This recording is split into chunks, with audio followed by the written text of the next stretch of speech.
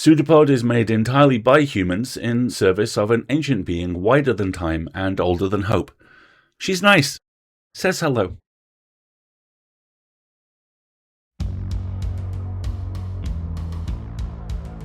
PseudoPod, episode 1019, 6th March 2026. This week's story, Superstition by Silvia Moreno-Garcia, narrated by Rae Lundberg, hosted by Alasdair Stuart, audio by Chelsea Davis. Welcome to PseudoPod, the weekly horror podcast. I'm Alasdair, your host, and this week's story was first published in the anthology 120 Murders, dark fiction inspired by the alternative era. We've been in this neck of the woods before, and our author this week is Silvia Moreno-Garcia. Moreno-Garcia is the author of The Bewitching, The Seventh Veil of Salome, The Daughter of Dr. Moreau, Mexican Gothic, and many other books. She has won the Locus, British Fantasy, and World Fantasy Awards. Your narrator this week is Rae Lundberg. Rae is a writer and voice actor from Kentucky. In addition to co-writing and acting for The Night Post, Rae is also the showrunner and sound designer. Their writing and sound design can be heard in 9 to Midnight and Kill FM as well, and they have lent their voice to dozens of audio drama podcasts. A former English teacher, copy editor, and freelance journalist, Rae holds an MFA in creative writing and works in patent licensing for a university. They live in the SF Bay Area with their wife, 2 cats, and overflowing shelves of queer books. So, let's get the truth on the table and work out whether or not it's true at all. And if so, if we need to destroy it.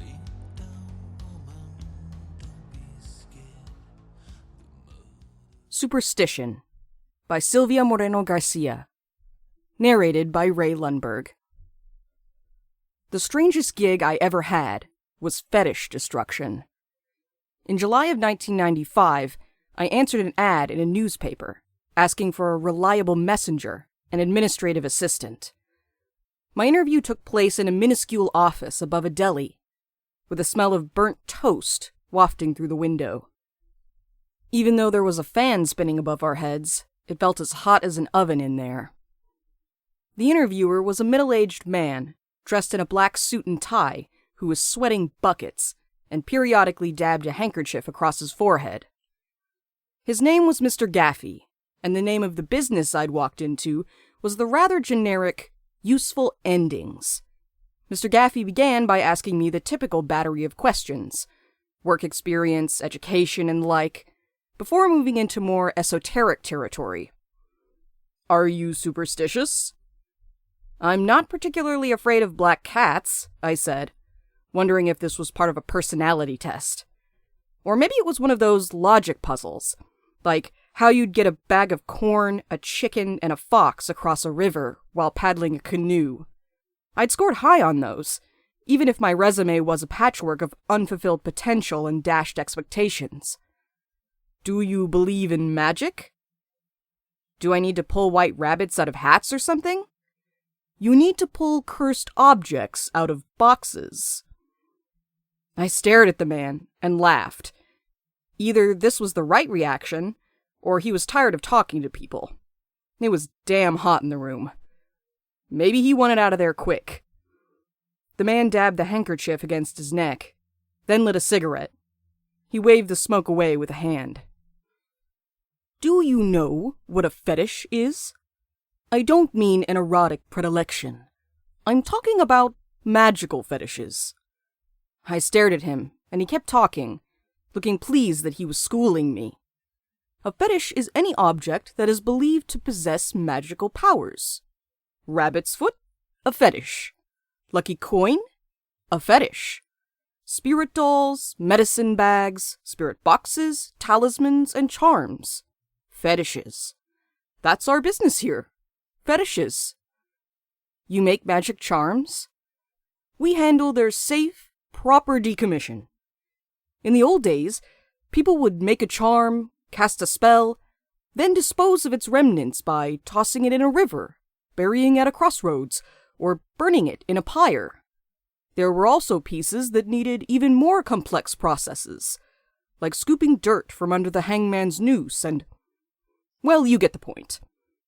Then it's like eco-friendly recycling, or toxic waste services. People pay for this? Oh yes, we have many individual clients, a few big companies. Have you heard of Madame Antoinette? The lady with the psychic hotline, I said. I'd seen her ads half a dozen times while dozing off in front of the TV late at night. She has a standing contract with us. Now, the disposal of fetishes is easy enough. There's a color-coded manual you follow. It's all been standardized. But one crucial element is this. You must not believe in magic. That's the only way this works. For unbelievers, the fetishes are simply things. Musty old dolls, scraps of clothing, moth-eaten books.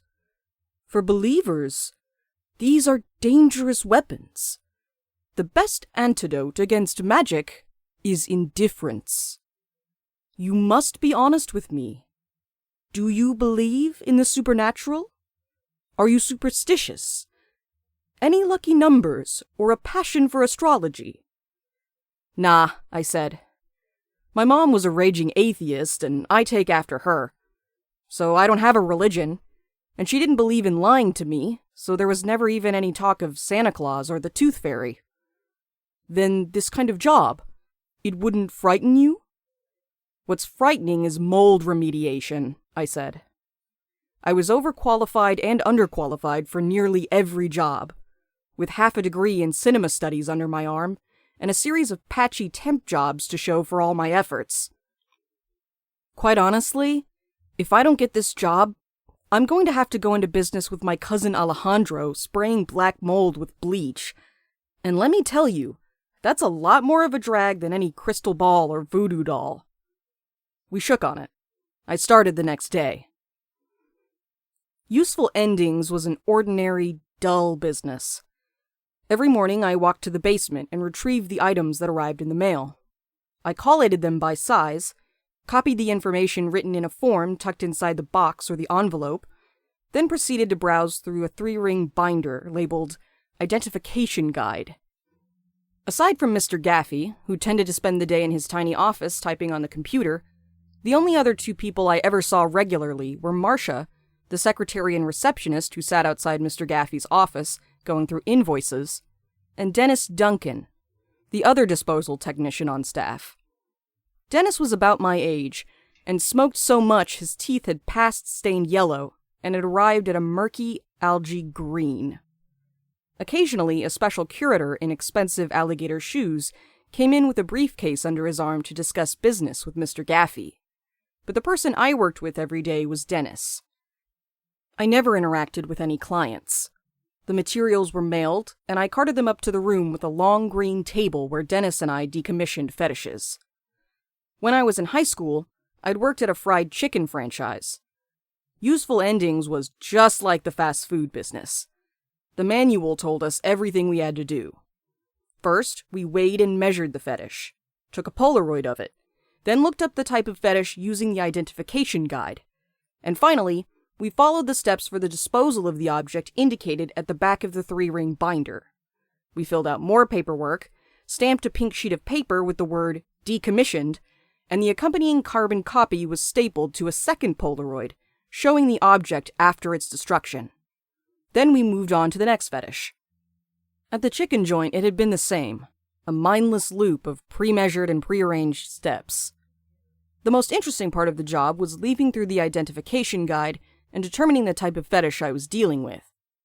Dolls could mean a decapitated Barbie doll from the 1970s, or a 4th century clay Louvre doll impaled by 13 bronze needles. Easy enough, right?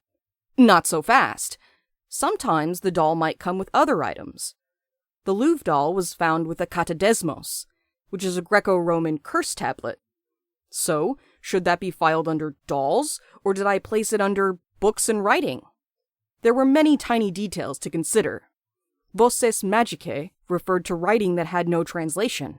Gibberish, basically, or someone's special shorthand.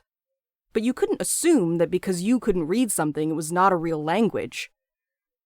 You'd have to pull out one of the many dictionaries lining the shelves and check if it looked like this was actually Aramaic or gobbledygook. Some of the items were brand new. Bottles of Pepsi wrapped with yellow string and filled with dead beetles. Others were antiques, like a bronze whistle with the words, "Oh, whistle and I'll come to you, my lad," carved on its side. There were erotic binding spells on papyrus, bitter curses to shrivel a rival's testicles in clay, charms for wealth and health, bottles filled with the scent of faded perfume to obtain beauty. They were made of gold, of feathers, of shreds of newspaper. Some were expensive, others were silly. Some were true works of art, like an ivory idol the size of my pinky, which despite its tiny size, had been painted with the finest details. Once the object was identified in its proper category and subcategory, brown for written materials, purple for dolls, blue for bottles and containers, and so on and so forth, I turned to the back of the binder for the instructions on how to disassemble and dispose of the spell. Eventually, I got so good at identifying objects that I was able to tell from the moment I removed a fetish from its box whether I should soak it in brine and then burn it in the basement furnace that was especially conditioned for our use, or seal it with a layer of wax before smashing it with a hammer. At times, I felt melancholic as I handled tiny cameos and bits of porcelain, thinking of how I'd imagined I'd work at a museum, restoring films from crumbling negatives, live in Paris, wear a beret, eat baguettes. I don't know, something else. I spent most of my shift listening to one of the CDs tucked in my Discman, and my lunch hour reading one or another beaten paperback I'd traded at the used bookstore around the corner. When I walked by Marcia's desk and she wasn't busy, I'd look over her shoulder and help with her newspaper crossword puzzle. She liked to crochet and gossip about the other tenants in the building. Mr. Gaffey did not gossip, and Mr. Ridley, the curator, looked so posh every time he walked in with his briefcase that I thought if I got close to him he'd use his silver-tipped cane to shoo me away. Dennis was the kind of guy who seemed ready and eager to make friends. I'd imagined him inviting me to weekend BBQs and bowling nights, but when I told him I didn't like comic books, he grew a bit sullen. We chatted, but I hurt his feelings with my indifference to X-Men. No BBQs or bowling nights for us. Still, we worked at the long green table and traded the occasional joke, made the trek downstairs to the deli or across the street to the Golden Dragon for lunch, and on one occasion, when I was a few dollars short, he lent me a bit of cash. He called me Nugget. I can't remember how the nickname got started, but it stuck. Even though he'd been working there for 3 years, Dennis often relied on me for some of the more complex fetishes. When he was stumped, he'd say, "Nugget, please, you gotta," and stare at me pleadingly. A year passed. When July 1996 arrived, it was sweltering in the office. I played my music, Bikini Kill, Bratmobile, and garbage humming in my ears, and sipped water from a thermos while I color-coded fetishes. One afternoon, a lady walked into the office. She was dressed in black, her peroxide blonde hair styled in the Rachel cut that every chick south of 30 seemed to have. I, not one for trends, had attempted Betty Page rockabilly bangs that summer, and concluded I looked like a clown.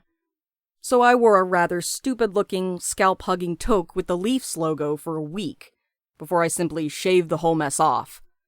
Visitors were an oddity, so I could be forgiven for staring at the woman as she waltzed into the boss's office in her stiletto heels. Dennis, however, did not stare. He looked, shook, and practically foamed at the mouth. When the woman walked out of the office, slammed the door shut, and turned a furious glare in the direction of our table, I was smart enough to pretend I was checking a label. Dennis, poor idiot, grinned his crooked smile at the woman. She stormed off, her high heels clacking with telegraphed contempt. In a minute, she was gone. I slid by Marcia's desk. "Hey, do we have a new curator or something?" I asked, thinking of the guy in alligator shoes with the briefcase, who was the only person in the building who looked like he earned real dough. "God, no. That's Jennifer Powers," Marcia said, in a low voice that indicated someone of importance. But I shrugged. "Don't know her. Is she on TV?" She might be. She was pretty. Her pale skin, slimness, and the dark circles under the eyes all combined to create the perfect, heroin-chic look. I am not one for waifs or bony boys, but I saw similar beautifully emaciated faces plastered on the covers of magazines and the sides of buses. Really? Sometimes I wonder what you do in your spare time, Marcia said. I read James Bond novels and Doc Savage, caught black and white movies over at Kino Theater, collected travel brochures for places I'd never visit, but I let her talk. She's a socialite, the daughter of Henry Powers. They make that jam. Tilbury Farms. Not Powers Farm? No. Anyway, she's worth a fortune. Check the papers. She's always in the social pages. She was in a bad accident 3 years ago. Her car went down a ravine. It was in the news, front page. You don't remember? Now that she mentioned it, I had a vague memory of the incident, of having seen that face before. Drunk driving, maybe? She'd recovered nicely enough, by the looks of her. Okay, yeah. What's she doing here? Well, I'm not quite sure. On Friday, I got multiple phone calls for Gaffey from some woman. Mr. Gaffey wasn't too pleased and told me to say he was away if they called again. Then this morning, Ridley phoned and said a young lady needed to see Mr. Gaffey, and couldn't she be squeezed into the boss's calendar? It was Ridley, so I had to do it. Ridley's the founder's brother, you know? Anyhow, he said Jenny would be stopping around lunchtime, and who walks into the office? Jennifer Powers. I said, and slid my headphones over my ears again. The next morning I bought a newspaper. I didn't find Jennifer in the social pages.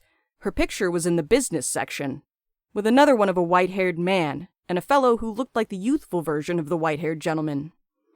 The headline was, Family Feud. Mr. Powers had recently experienced a heart attack and was recovering at the family estate. He'd been ill for a while, and the article wondered if Jennifer would gain control of the company, or if her stepbrother Jeremy would step in. Lives of the rich and famous, I thought, and gave the paper to Marcia so she could solve the crossword. On Wednesday, Jennifer came in again. This time, she was the lady in red. Red dress, red shoes, red lips, and a ruby nestled against the hollow of her pale neck. Gold bangles adorned her arms. She walked into the boss's office and exited a few minutes later. This time, rather than slamming the door and looking aggrieved, she turned her blue, almost colorless eyes in our direction. Marcia was out to lunch, and Jennifer circled her desk and went toward the green table where we were working. I wiped the sweat beading on my forehead with the back of my hand, while Dennis bobbed his head in greeting. Are you the disposal technicians? Yeah, that we are, Dennis said with another ungraceful bob of the head. Only the two of you? That's right. Do you ever do any freelance work? She asked. We'd be fired if we did, I said, but the blonde kept staring at Dennis, as though she hadn't heard me. Finally, he cleared his throat. Yeah, we'd be fired. That's a pity, she declared, her gaze still fixed on Dennis. Her lips stretched into a smile. The contrast of her red lipstick and her pale face was startling, like when Rita Hayworth flipped her hair in Gilda, and I feared Dennis was going to swoon. She turned around and walked out of the office with a strut that would have given Naomi Campbell a run for her money. Something was brewing. Dennis was distracted and oddly quiet. On Friday, he invited me to lunch at the Golden Dragon. No sooner had our spring rolls been served, he leaned across the table. Jennifer Powers talked to me, he said. Lady Marmalade? She didn't talk to you, she stormed off. After that, she came back yesterday, waited outside and tapped me on the shoulder before I got on my bike. What did she want? Her old man is sick.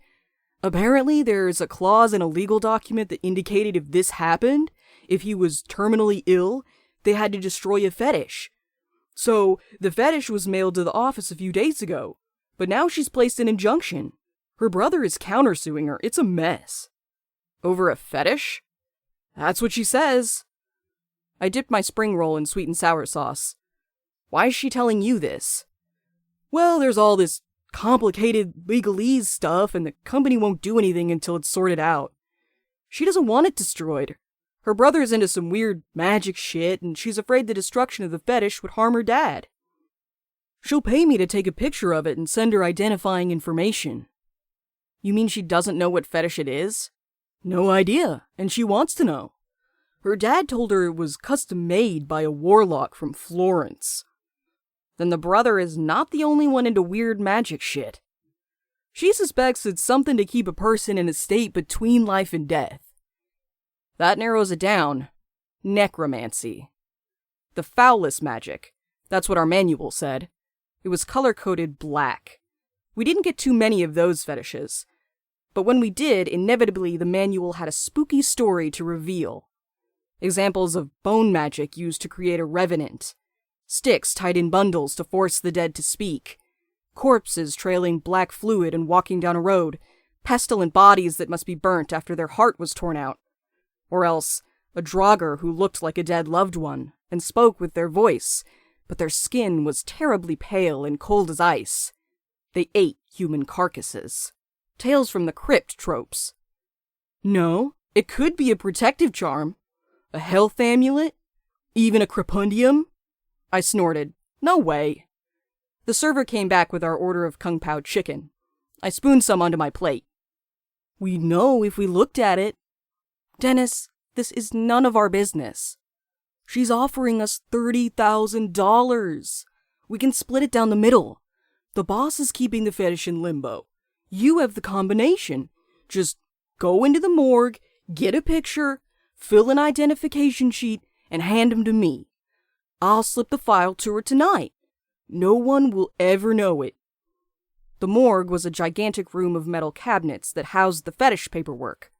In some cases, even the remains of the fetishes were there, if the instructions in the binder indicated that the fetish needed to be bagged and tagged, rather than completely obliterated. There was a small adjoining room we called Limbo. That was where Ridley dropped off the top-notch fetishes that were not transported via mail or regular messenger.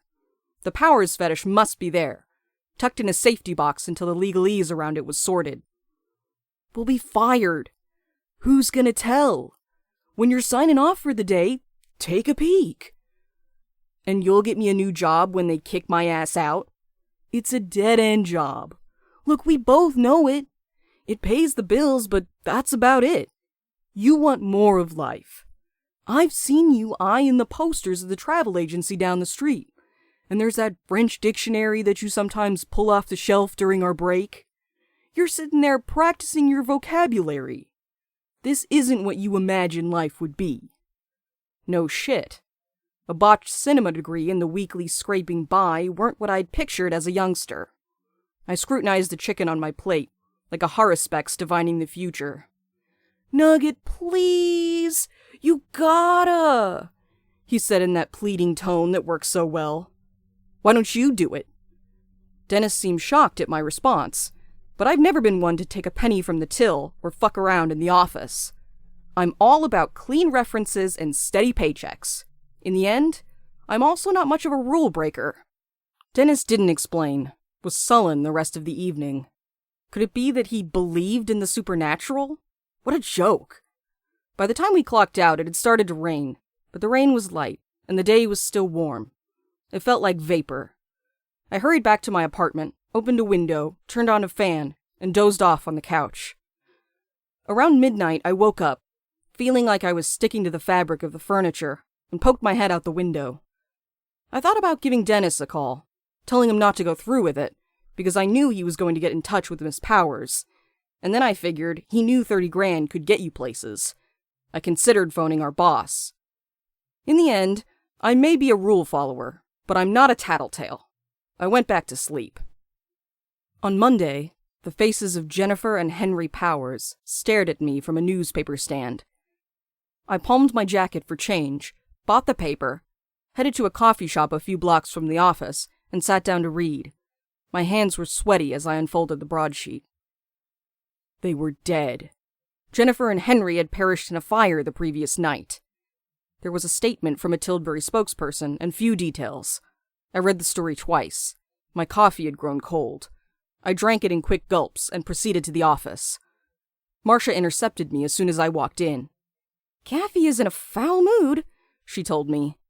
"Dennis opened the morgue and stole the Powers fetish. They found it in a fireproof box at the Powers' house. Where's Dennis? Nowhere. Ridley sent someone to his apartment, but he's not there.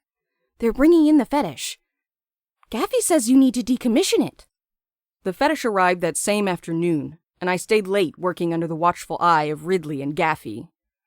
It was a Valdemar, a small wooden coffin that had been stained black, a charm to control the dead.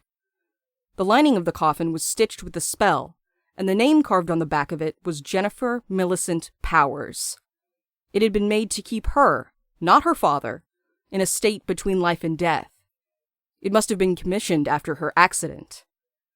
The fetish, however, was not meant to outlast her dad. If something happened to Henry, it would be destroyed, and she would die. Why? Insurance, maybe? Or a rule of magic? Since Jennifer survived the accident, she must have believed the fetish worked. When Henry fell ill, it triggered the destruction of the fetish, which she sought to prevent. That's why Jennifer bribed Dennis to retrieve the object. According to the papers, Jennifer murdered her father and then set the house on fire. A twisted mercy killing, since Henry was deadly ill. At the office, Marcia told me it must have been the other way around. Henry turned against Jennifer, set her on fire, then shot himself. Or maybe the stepbrother killed both of them. Or one of them? Marcia was full of ideas. After all, if you believe in magic, Jennifer was already dead, and the fetish was inside the fireproof box. That meant there might have been a charred corpse dragging itself through the hills that simply crumbled to dust the moment I decommissioned the Valdemar. Anyway, that story concludes neatly enough with death. Dennis's story doesn't have a clear ending. I'm unsure whether Jennifer asked him to steal the fetish from the start, or if the plan later changed, but he did take it from the office and deliver it to her. What happened next? Who knows? Investigators did not find anything important missing from Dennis's apartment, although there was a bit of blood in the bathtub, and the place was in disarray. But Dennis was not the most organized person at the best of times, so the chaos might have been him simply not bothering to tidy up. Marcia and I traded theories. Had Dennis tried to ask Jennifer for more money, so she'd killed him and disposed of the body? Stepbrother Jeremy might have had a hand in the disappearance, killing Dennis in a fury because he believed his meddling had cost the lives of his father and his sister. Or else Dennis, fearing the repercussions of his actions, fled. This seemed the most likely outcome, as 10 days later, a man resembling Dennis was spotted in New Orleans. "At least he's alive," I told Marcia. "Is he?" she replied. "What do you mean?" Marcia shrugged and returned to her crossword. I left Useful Endings 6 months later. It felt too depressing, handling people's fears and dreams and desires. Dennis has never resurfaced, and his face doesn't adorn any missing or wanted posters these days. He wasn't seen after that one glimpse in New Orleans. You might think I have bad dreams. Nightmares where a strange figure shuffles by my apartment complex, dripping a dark, viscous fluid. Or else that a perfectly preserved Dennis, looking like he's not aged a day since 1996, will knock at my door. You might imagine that I fear one day I'll receive a box that says, "Please disarm, Nugget. Please, you gotta." A fetish will be tucked inside, a black coffin with Dennis's name inscribed on the back. But like Mr. Gaffey told me at that interview, the best antidote against magic is indifference. I do not carry amulets against the evil eye, or a red string tied around my wrist. I leave that to others, those with money, desperation, and faith enough for the services of Useful Endings. Author's note. I told Nick Mamadas when he asked if I'd be interested in contributing a story for this anthology that I was going to turn in something inspired by Garbage's I Think I'm Paranoid. Over a period of 3 months, I wrote and rewrote over 5,000 solid words of a story. Then I went into the hospital for major surgery. My first night home, after taking a large dose of painkillers, I woke up from a dream where someone retrieved odd objects out of P.O. boxes. A doll, a bottle, a knife. I wondered why anyone would do that, and wanted to write a story immediately. Since I was trapped in bed, unable to shuffle close to the computer, I had to type most of it on my cell phone. I listened to Garbage while working, with no plot at first, only the image of strange objects lingering in my mind, and the sound of I Think I'm Paranoid hurling me back to the rock of the 1990s. I was groggy with the painkillers, and I thought at one point Shirley Manson belted the lyrics, "I'm superstitious." She doesn't, but I typed the word superstition at the top of the document and glanced at the amulet against the evil eye my mother had left on my night table. The writing distracted me from the pain, and even though it was a completely unplanned story, I think it made more sense in the end than the work I'd been carefully conceptualizing. Then again, improvisation is one of the crucial tools in a musician and a writer's toolkit.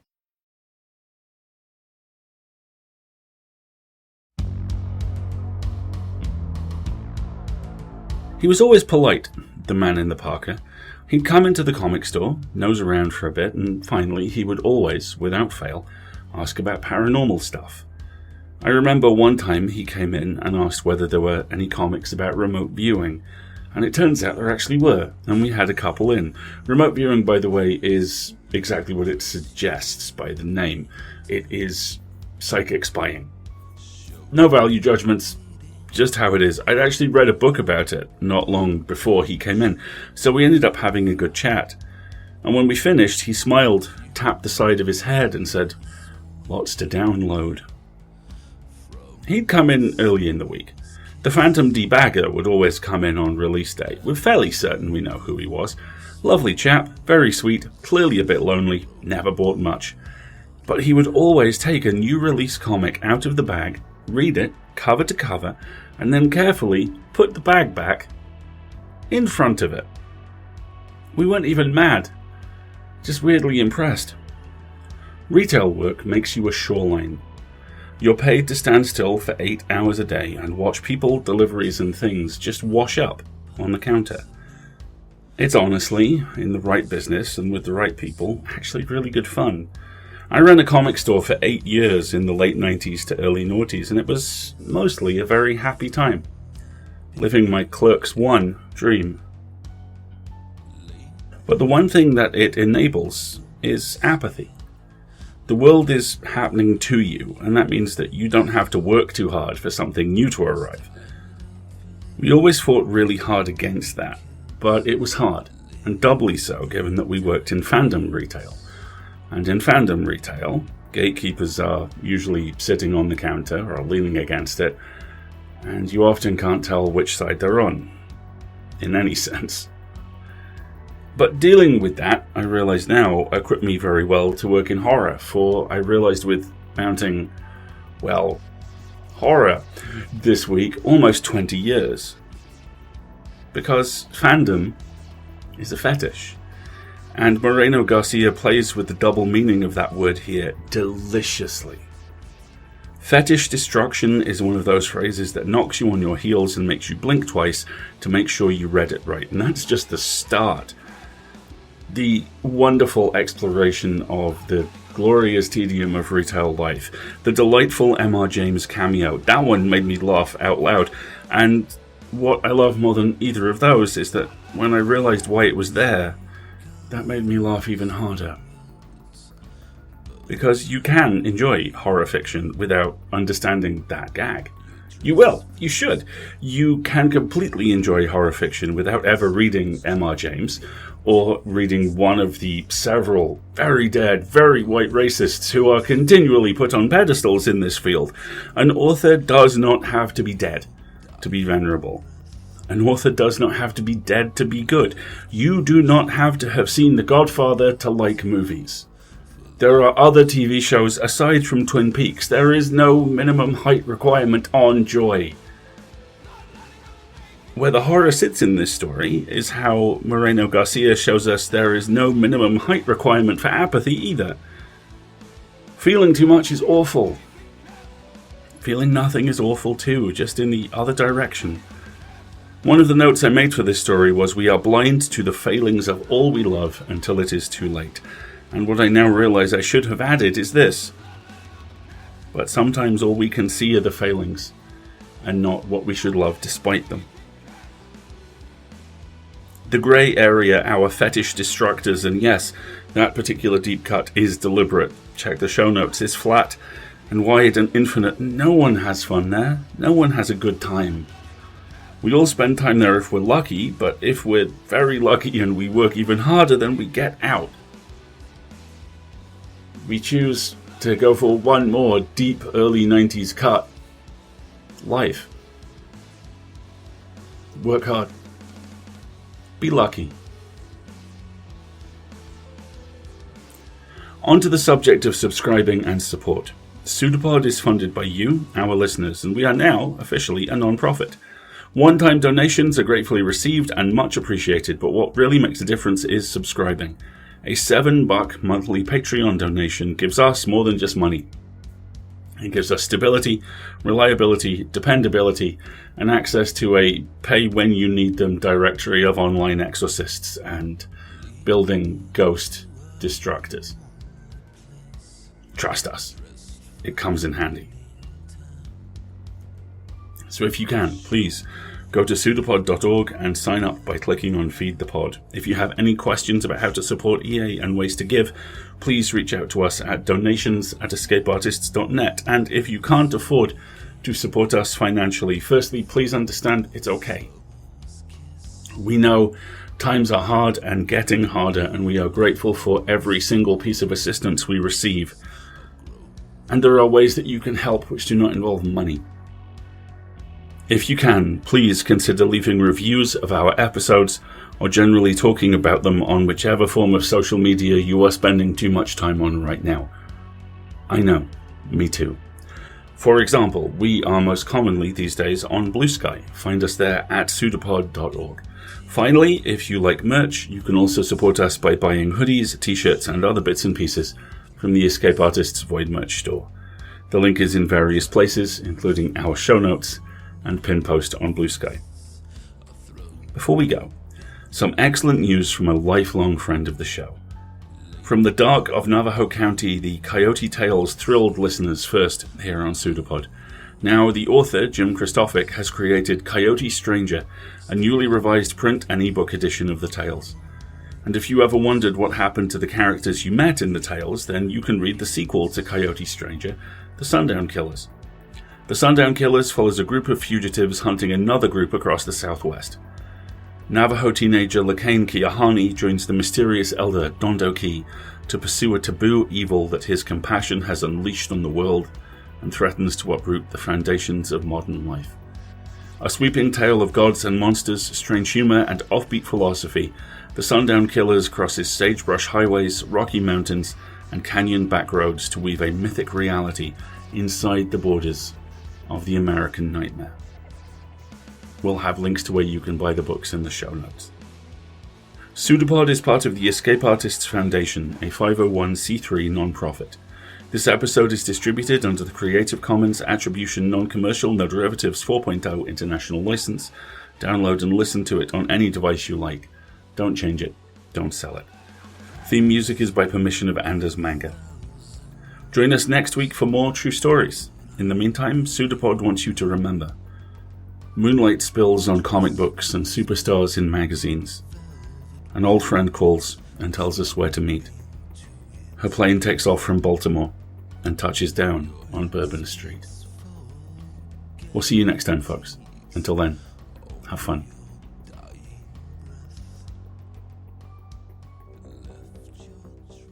When you listen to a narrator or let yourself go into a story, you are letting yourself go into the car of a stranger.